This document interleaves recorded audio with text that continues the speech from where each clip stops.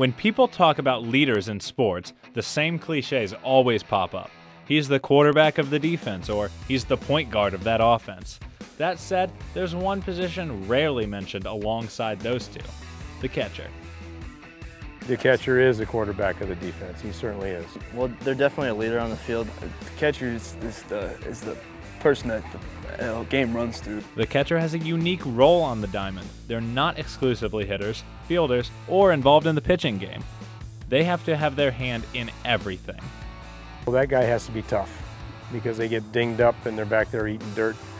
You know, if we don't catch the ball, it can't be a play.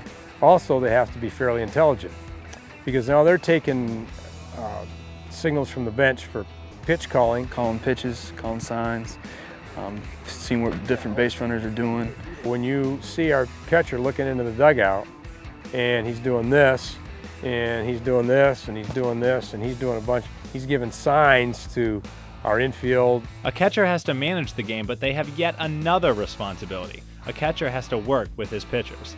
I'd say the relationship's pretty vital. He's kind of got to be like a big brother. Go out there, calm them down, you know, give them a pat on the butt. You just kind of like got to look for more than just what they say or how they're doing it. Sometimes he has to be very encouraging, and other times he has to kind of shake him up a little bit and get tough with him. So I think that's what big brothers do.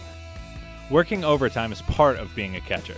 These guys have too much to cram into one practice, so if they're struggling, it's on them to fix it. But they like it that way. Today I know we're working on some catching, like individual stuff, and then we'll work with the pitchers, and then we'll probably do some bunt defenses as well. So pretty much we cover everything. Sometimes when I'm struggling with a certain thing during the game, I'll want to focus out on more, but usually I'll have to come in early for that. Yeah, you got to work on your own, and then during practice you got to work on it extra hard.